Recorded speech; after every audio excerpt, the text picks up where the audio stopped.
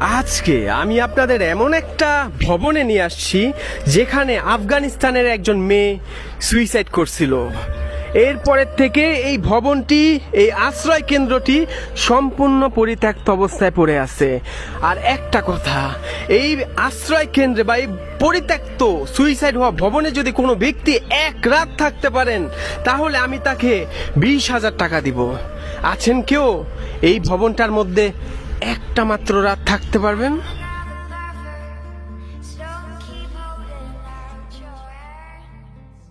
আসসালামু আলাইকুম সবাইকে। আজকে আমি আপনাদের এমন একটি স্থানে নিয়ে যাচ্ছি যেখানে একটি মেয়ে তার মা বাবা এবং 2টা ভাইয়ের মৃত্যুর খবর শুনে সুইসাইড করছিল। এমন একটা মর্মান্তিক জায়গায় আজকে আমি আপনাদের নিয়ে যাচ্ছি যেখানে মেয়েটা সুইসাইড করার পর হতেই আর কোনো ব্যক্তি সেই ভবনটায় থাকতে পারে নাই। কেননা রাত্রিবেলা প্রতিটা মানুষ অনুভব করছে কোনো একটা মেয়ে সেই ভবনটির মধ্যে ঘুরে বেড়ায়, কোনো একটি মেয়ে যেই ঘরের মধ্যে সেই মেয়েটা সুইসাইড করছিল সেই ঘরের মধ্যে ঘুরে বেড়ায়। সেরকম একটা ভয়ানক স্থানে আজকে আমি আপনাদের সবাইকে নিয়ে যাচ্ছি। তাহলে চলেন যাওয়া যাক সুইসাইড হওয়া একটা ভবনের মধ্যে। তাহলে চলেন প্রবেশ করা যাক সেই ভয়ানক অধিবাসীদের আশ্রয় কেন্দ্রে। আমি প্রবেশ করতেছি, এখন আপনাদের সামনে দেখতেই পাচ্ছেন সম্পূর্ণ সিল করে দিচ্ছে যাতে করে কোনো মানুষ এটার ভিতর প্রবেশ না করতে পারে। কিন্তু আমি এখন এটার ভিতর প্রবেশ করব। আমি আপনাদের দেখাই, আজকে বিরক্ত হবেন না কেউ যে আমি কিভাবে ঢুকি এটার ভিতরে। দেখেন, বিসমিল্লাহির রহমানির রহিম।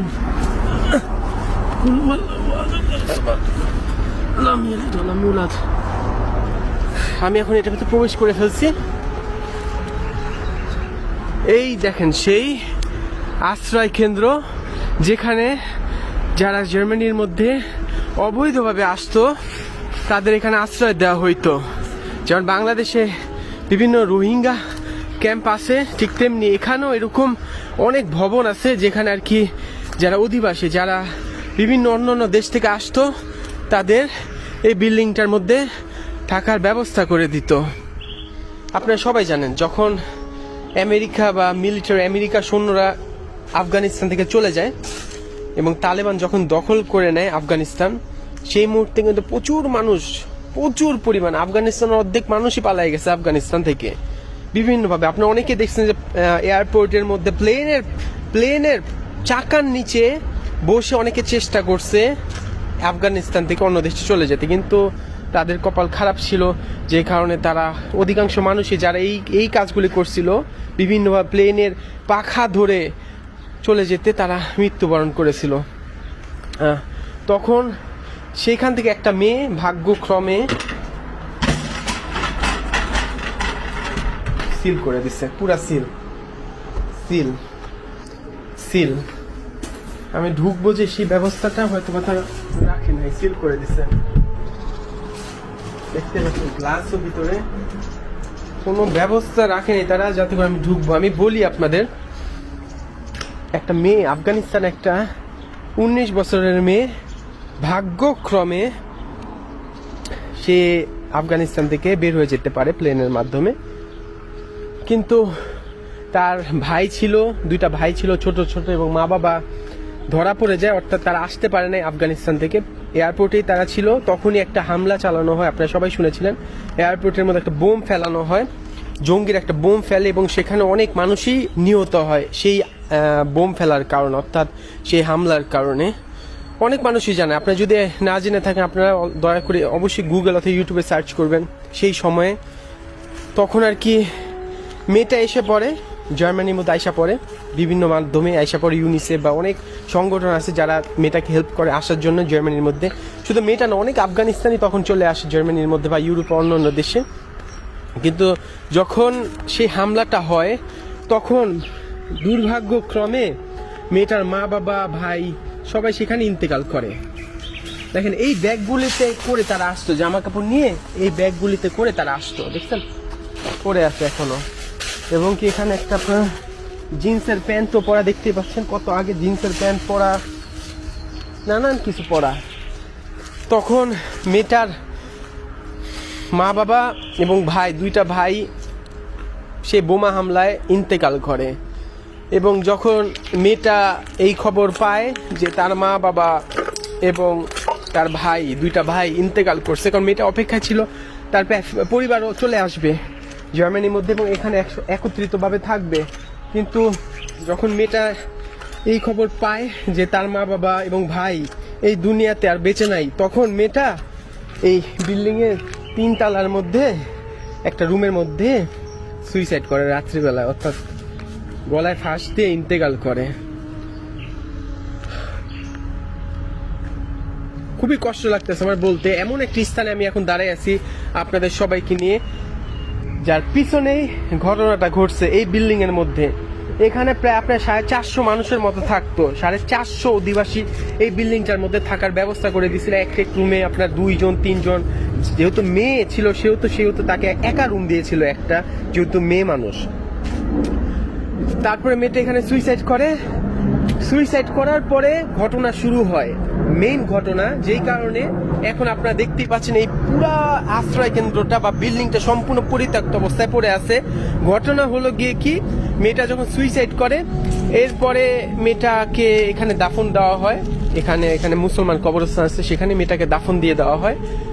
পরবর্তীতে যারা ওই মেয়েটার রুমে আসে থাকা শুরু করে তারা নানানভাবে ভয় পাওয়া শুরু করে, অর্থাৎ রাত্রিবেলা যে পুরুষরা সেখানে যে মানুষের বক্তব্য ছিল তারা ভয় পায়। অর্থাৎ রাত্রিবেলা মনে হয় ঘরের মধ্যে কেউ আছে, যখন লাইট বন্ধ করে দিত মনে হইতো ঘরের মধ্যে কেউ হাঁটতেছে। এবং একে একে করে এই ঝামেলাটা না পুরো বিল্ডিং এর মধ্যেই শুরু হয়। বা বিশ্বাস করবেন কি করবেন না আমি জানি না, যদি আমার কথা আপনার বিশ্বাস না হয় দয়া করে ঢাকা মগবাজার ওয়্যারলেসের ব্যাপারী গলি নামের একটা এলাকা আছে, সেখানে যে জিজ্ঞাসা করবেন যে 2010 সালে national bank public school and কলেজের ক্লাস 9-এ পড়া ফারিয়া কোন বিল্ডিংটায় মারা গেছে, মানে সুইসাইড করছিল। যদি আমার কথা বিশ্বাস না হয় দয়া করে ব্যাপারী গল্লিতে যে জিজ্ঞাসা করবেন ফারিয়া নামের কোন মেয়েটা সুইসাইড করছিল 2010 সালে, 10 সালের মধ্যে কোন বিল্ডিংটায়, আপনাদের দেখাই দেওয়া হবে। এবং কেন সেই বাসাটার মধ্যে পরবর্তীতে তার মা বাবা থাকতে পারে নাই, কেন, এবং পরবর্তীতে সেই বাসায় একটা প্রেগনেন্ট একটা দাম্পতি আসছিল, একজন মহিলার একজন স্বামী, দুইজনই তারা কাজ করতো, জব করতো, এবং তারা ভয় পেয়ে সেই বাসাতে থেকে চলে যায়। আমার কথা যদি বিশ্বাস না হয় দয়া করে আপনি একটু রিসার্চ করবেন, যারা ঢাকা মগবাজারে আছেন তারা দয়া করে ব্যাপারী গলিতে গিয়ে, ওয়্যারলেস ব্যাপারী গলিতে গিয়ে দয়া করে একটাবার খোঁজ নেবেন, ঘটনার সত্য। ঠিক তেমনি এই বিল্ডিংটার মধ্যে নানান জায়গায় এই মানে অশারীরিক কার্যকলাপগুলো শুরু হয়ে যায় নানানভাবে। প্রতিটা মানুষ এখানে ভয় পাওয়া শুরু করে। রাত্রিবেলা মনে হয় এক ফ্লোরের মধ্যে কেউ হাঁটতেছে, কান্নাকাটির শব্দ এবং অনেক সময় দৌড়ের শব্দ। এবং একদিন রাত্রে এখানে একটা আপনার সোমালিয়ান একটা ছেলে যা বলছিল, সে রাত্রিবেলা উঠছে, উঠার পরে সে দেখছে তার এই শুয়েছিল এবং বুকের উপরে কি জানে বসে আছে একটা মেয়ের মতো। মানে এটা দেখে ছেলেটা প্রচণ্ড ভয় পায় এবং সে এখান থেকে চলে যায়।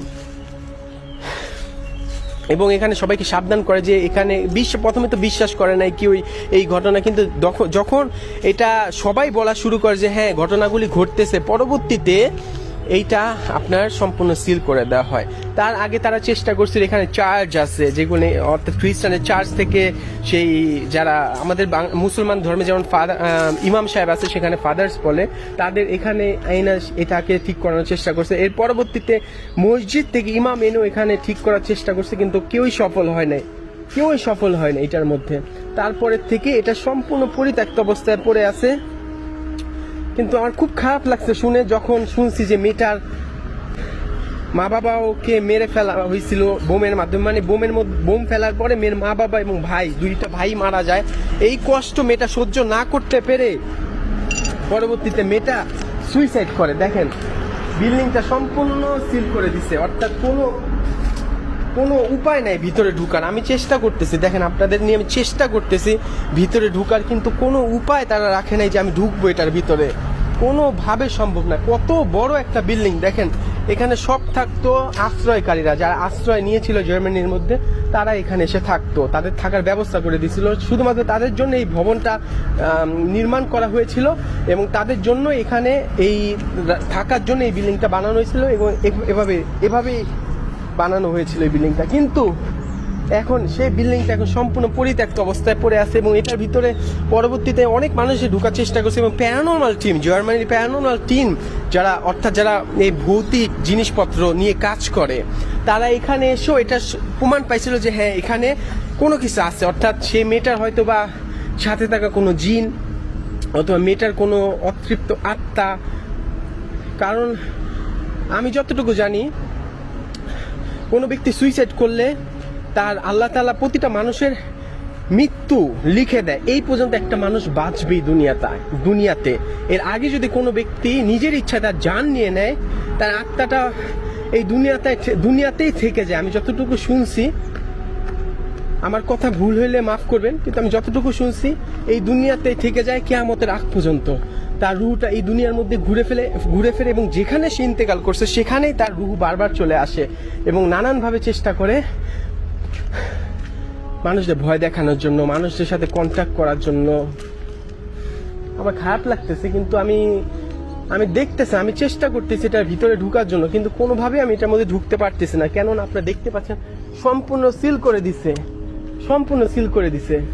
এত বড় একটা বিল্ডিং, এত সুন্দর একটা বিল্ডিং, এখানে শত শত মানুষ থাকতো, আশ্রয় যারা নিয়েছিল জার্মানির মধ্যে, এখানে এসে যারা আশ্রয় চেয়েছিল যে জার্মানি থাকার জন্য অবৈধভাবে, তাদের এখানে থাকার জন্য ব্যবস্থা করে দিছিল।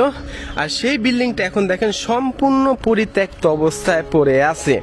কোনো মানুষ এটার মধ্যে থাকতে পারে না, এই ভয়ের কারণে কোনো মানুষ এটার মধ্যে থাকতে পারে না ভাই, কোনো মানুষ না। এবং সেই মেয়েটা যে সুইসাইড করছিল, এটার নিউজ পেপার বা নিউজও আছে, আমি আপনাদের দেখাই দিতেছি। আমার ভিডিওর পাশে দেখতে পাচ্ছেন এখন জার্মান ভাষায়, যদিও জার্মান ভাষায়, কিন্তু তারপর এটা একটা নিউজ যে হ্যাঁ মেয়েটা আসলে এখানে সুইসাইড করছে। এবং এরপরের থেকে এই বাসাটার বা এই ভবনটার মধ্যে কেউ থাকতে পারে না। কত বড় বিল্ডিংটা দেখছেন, কত বড়, কিন্তু কেউ এটার মধ্যে থাকতে পারে না, কেউ না। তারা সম্পূর্ণ এটাকে পরিত্যক্ত করে দিছে। দেখেন আপনার কাঠ দিয়ে জানলাগুলি লাগাই দিছে যাতে করে কোনো মানুষ এটার ভিতর না ঢুকে, এবং গ্লাসগুলি উপরে গ্লাসগুলি আছে। মানে আমি কি বলবো, আমি আপনাদের একটু রুমটা দেখানোর চেষ্টা করি। এখানে একটা ভাঙা গ্লাস পাইছি আমি, দেখেন, এই দেখেন রুম, মানে এখানে মানুষগুলি থাকতো আর কি। এবং এই পাশে দেখতে পাচ্ছেন আপনার এখানেও সিল করে দেওয়া হয়েছে। আমি একটু ধাক্কা দিই, না সম্পূর্ণ সিল। এবং আপনার এই দরজাটাও দেখতে পাচ্ছেন সম্পূর্ণ সিল। আমি একটু ভিতরে দেখানোর চেষ্টা করি আপনাদের। এই দেখেন ভিতরটা,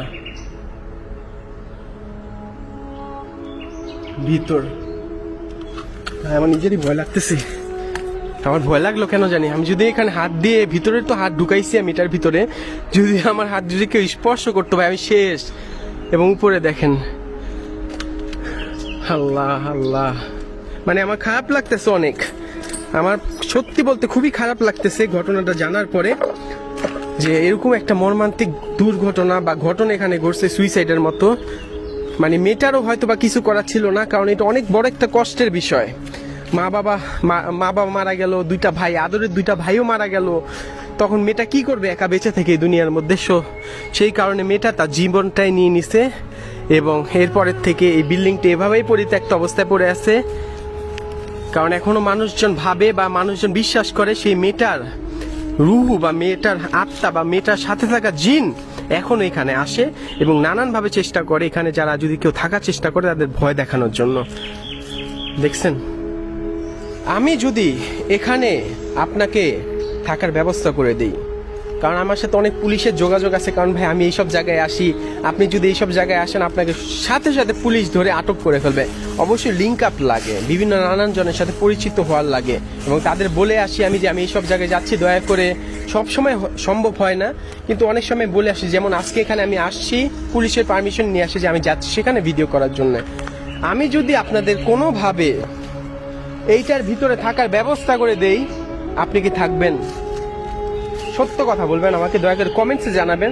আরেকটা আমি আপনাদের প্রস্তাব দিতেছি, যদি এই ভবনটার ভিতরে আপনি থাকতে পারেন এক রাত একা, সম্পূর্ণ একা, কোনো প্রকার লাইট, কোনো প্রকার টর্চ লাইট, কোনো প্রকার ইন্টারনেট, মোবাইল, কিচ্ছু না, আপনাকে একা থাকতে হবে। যদি আপনি এই ভবনটার ভিতরে থাকতে পারেন, আমি কাইফ কথা দিতেছি, আপনাকে 20,000 টাকা আমি তৎক্ষণাৎ দিব, তৎক্ষণাৎ। কিন্তু যদি কোনো ভয় পান বা কোনো ধরনের কোনো দুর্ঘটনা যদি আপনার সাথে ঘটে, সেই ক্ষেত্রে আমি কাইফ এর দায় বহন করব না। যদি রাজি থাকেন দয়া করে কমেন্টসে জানাবেন। আত্মহত্যাকে না বলুন, সুইসাইডকে না বলুন, কারণ ভাই সুইসাইড যারা করে তারা কখনোই বেহেশতে যাবে না, তাদের স্থান হবে জাহান্নামের মধ্যে, জাহান্নাম। তো আমি এখন আপনাদের সবাইকে নিয়ে বের হয়ে যাচ্ছি এখান থেকে। আমার জন্য দোয়া করবেন, ভালো থাকবেন সবাই,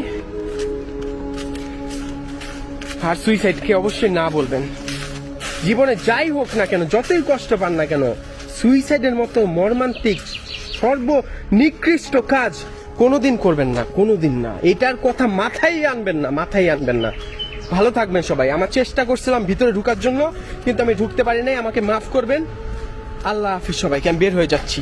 আসসালামু আলাইকুম সবাইকে, আল্লাহ হাফিজ, আল্লাহ হাফিজ।